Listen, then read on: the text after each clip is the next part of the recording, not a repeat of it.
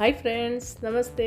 Welcome to ರಚನಾ ಸವಿರುಚಿ. ನಾನು ನಿಮ್ಮ ರಚನಾ ಮಾತಾಡ್ತಾ ಇರೋದು. ಫ್ರೆಂಡ್ಸ್, ಇವತ್ತಿನ ವಿಡಿಯೋದಲ್ಲಿ ಮೊಳಕೆ ಕಟ್ಟಿದ್ದ ಹೆಸರು ಕಾಳಿನ ಸಲಾಡ್ ಹೇಗೆ ಮಾಡೋದು ಅಂತ ಹೇಳಿ ತೋರಿಸ್ಕೊಡ್ತಾ ಇದ್ದೀನಿ. ಇದು ಒಂದು ಸಿಂಪಲ್ ಆಗಿರೋ ಅಂಥ ರೆಸಿಪಿನೇ, ತುಂಬ ಈಸಿಯಾಗಿ ಮಾಡ್ಬೋದು. ಆದರೆ ಇದರಲ್ಲಿ ತುಂಬ ಹೆಲ್ತ್ ಬೆನಿಫಿಟ್ಸ್ ಇದೆ.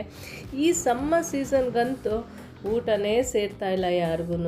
ಆ ಒಂದು ಸಮಯದಲ್ಲಿ ಈ ಥರ ಸಲಾಡ್ಗಳನ್ನ ತಿನ್ನೋಣ ಹೇಗೆ ಅಂತಂತ ಹೇಳಿ, ಆರೋಗ್ಯಕ್ಕೆ ಒಳ್ಳೆಯದು. ಹಾಗೆ ಇದರಲ್ಲಿ ವೆಯ್ಟ್ ಲಾಸ್ ಕೂಡ ಇದು ತಿನ್ನೋದ್ರಿಂದ ನಮಗೆ ವೆಯ್ಟ್ ಲಾಸ್ ಕೂಡ ಆಗುತ್ತೆ ಆ್ಯಂಡ್ ಹೆಲ್ತ್ ಬೆನಿಫಿಟ್ಸು ಜಾಸ್ತಿ ಇದೆ. ನಾವು ಉಪವಾಸ ಇದ್ದಂತಹ ದಿನಗಳಲ್ಲೂ ಕೂಡ ಈ ಥರ ಸಲಾಡ್ಗಳನ್ನ ಮಾಡ್ಕೊಂಡು ತಿನ್ಬೋದು. ಇದಕ್ಕೆ ಸ್ಟವ್ವೇ ಬಳಸ್ದಿರ ನಾವು ಇಲ್ಲಿ ಸಲಾಡ್ನ ಮಾಡ್ತಾಯಿದ್ದೀವಿ. ಹೇಗೆ ಮಾಡೋದು ಅಂತ ಹೇಳಿ ತುಂಬಾ ಈಸಿಯಾಗಿ ಮಾಡ್ಬೋದು. ನಾನು ನಿಮ್ಗೆ ಇಲ್ಲಿ ತೋರಿಸ್ಕೊಡ್ತಾ ಇದ್ದೀನಿ. ತುಂಬ ಕಮ್ಮಿ ಇಂಗ್ರೀಡಿಯೆಂಟ್ಸ್ ಕೂಡ ಇಲ್ಲಿ ಹಾಕೋದು. ಹಾಗಾಗಿ ಇದನ್ನು ಹೇಗೆ ಮಾಡೋದು ಅಂತ ಹೇಳಿ ನೋಡ್ಕೊಂಬರೋಣ. ಮೊದಲಿಗೆ ನೋಡಿ, ಇಲ್ಲಿ ನಾನು ಹೆಸ್ರು ಕಾಳನ್ನ ನೆನೆಸ್ಬಿಟ್ಟು ಮೊಳಕೆ ಕಟ್ಟಿಟ್ಕೊಂಡಿದ್ದೀನಿ. ನೋಡಿ, ಗೊತ್ತಾಗ್ತಾ ಇದೆಯಲ್ಲ. ಇದಕ್ಕೆ ಒಂದೇ ಒಂದು ಸ್ಪೂನ್ ಮೆಂತ್ಯ ಕೂಡ ಹಾಕಿದ್ದೀನಿ. ಮೆಂತ್ಯನೂ ನಿಮಗೆಲ್ಲರಿಗೂ ಗೊತ್ತಿರೋ ಹಾಗೆ ಆರೋಗ್ಯಕ್ಕೆ ತುಂಬ ಒಳ್ಳೆಯದು. ನೋಡಿ, ಈ ಥರ ಒಂದೇ ಒಂದು ಸ್ಪೂನ್ ಮೆಂತ್ಯನೂ ಹಾಕಿದ್ದೀನಿ. ಮೆಂತ್ಯ ಕೂಡ ಮೊಳಕೆ ಬಂದಿದೆ, ಜಾಸ್ತಿ ಹಾಕಿಲ್ಲ. ಜಾಸ್ತಿ ಹಾಕಿದ್ರೆ ಕಹಿ ಬರುತ್ತೆ ಅಂತ ಹೇಳಿ 1 ಸ್ಪೂನ್ ಮೆಂತ್ಯ, 1 ಕಪ್ ಹೆಸರು ಕಾಳನ್ನ ನೆನೆಸ್ಬಿಟ್ಟು ನಾನಿಲ್ಲಿ ಮೊಳಕೆ ಕಟ್ಟಿಟ್ಕೊಂಡಿದ್ದೀನಿ. ನೋಡಿ, ಇವಾಗ ಮೊಳಕೆ ಕಟ್ಟಿರೋಂತಹ ಹೆಸರು ಕಾಳಿಗೆ ಇಲ್ಲಿ ನಾವು ಬಿಸಿನೀರು ಹಾಕಬೇಕಾಗುತ್ತೆ. ಚೆನ್ನಾಗಿ ಬಿಸಿ ಕುದಿಯೋ ನೀರನ್ನ ಸುಮಾರು 10 ನಿಮಿಷ ಕಾಲ ಹೆಸ್ರು ಕಾಳಿಗೆ ಹಾಕಿಬಿಟ್ಟು ಮುಚ್ಚಿಟ್ಬಿಡೋಣ.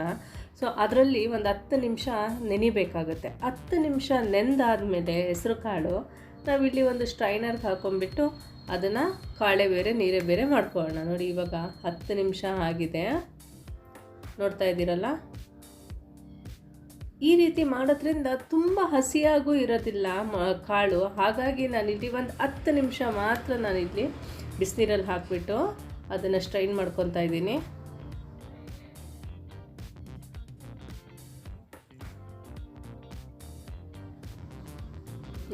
ಇವಾಗ ಇದನ್ನು ಒಂದು ಬೌಲ್ಗೆ ಹಾಕ್ಕೊಳ್ಳೋಣ.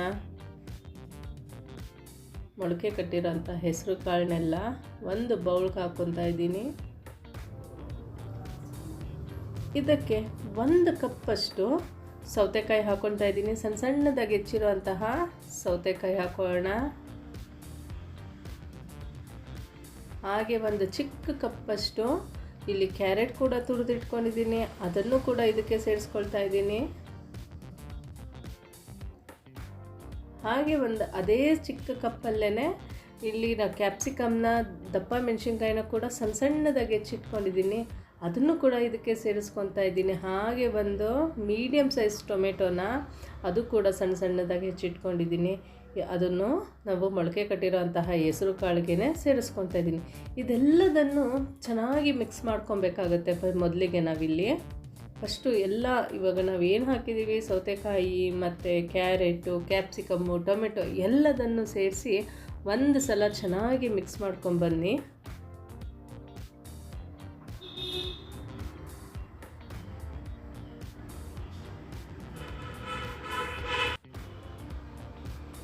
ಫ್ರೆಂಡ್ಸ್, ಇದೆಲ್ಲ ಮಿಕ್ಸ್ ಆದಮೇಲೆ ನೋಡಿ, ಇಲ್ಲಿ 1 ಸ್ಪೂನಷ್ಟು ಆಮ್ಚೂರ್ ಪೌಡರ್ ಹಾಕ್ತಾಯಿದ್ದೀನಿ. ಆಮ್ಚೂರ್ ಪೌಡರ್ ಅಂದರೆ ಮಾವಿನಕಾಯಿ ಪುಡಿ, ಅದನ್ನು ಕೂಡ ಹಾಕ್ತಾಯಿದ್ದೀನಿ ಟೇಸ್ಟ್ಗೆ.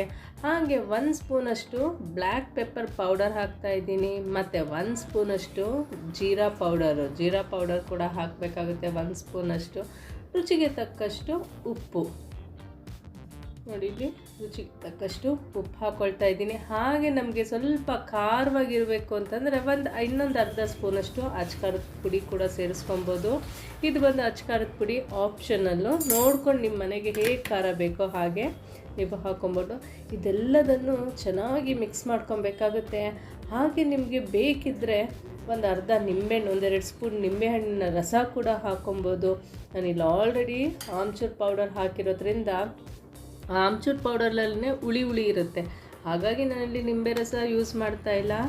ಇದನ್ನು ಎಲ್ಲದನ್ನು ಚೆನ್ನಾಗಿ ಮಿಕ್ಸ್ ಮಾಡಿದ್ರೆ ಹೆಸರು ಕಾಳಿನ ಗ್ರೀನ್ ಸಲಾಡು ಇಲ್ಲಿ ರೆಡಿ ಆಗುತ್ತೆ ಫ್ರೆಂಡ್ಸ್. ನೋಡಿ ಇಲ್ಲಿ ನಾವು ಇಲ್ಲಿ ಸ್ಟೌವೇ ಆನ್ ಮಾಡಿಲ್ಲ, ಬರೀ ಬಿಸಿನೀರು ಕಾಯಿಸೋದಕ್ಕೆ ಮಾತ್ರ ಸ್ಟವ್ ಉಪಯೋಗಿಸಿದ್ದೀವಿ. ಸ್ಟವ್ ಯೂಸ್ ಮಾಡ್ದಿರೇ ಯಾವುದೇ ಎಣ್ಣೆ ಇಲ್ಲ, ಮಸಾಲೆ ಐಟಮ್ ಇಲ್ಲ, ಏನು ಇಳ್ದಿರೇ ಒಂದು ತುಂಬ ಅಂದರೆ ತುಂಬ ಆರೋಗ್ಯಕ್ಕೆ ಒಳ್ಳೆಯದು ಅಂತಲೇ ಹೇಳ್ಬೋದು. ಅಂತಹ ಒಂದು ಹೆಸರು ಕಾಳಿನ ಮೊಳಕೆ ಕಟ್ಟಿರೋದ್ರಲ್ಲಿ ಒಂದು ಸಲಾಡ್ ಮಾಡೋದನ್ನ ತೋರಿಸ್ಕೊಟ್ಟಿದ್ದೀನಿ.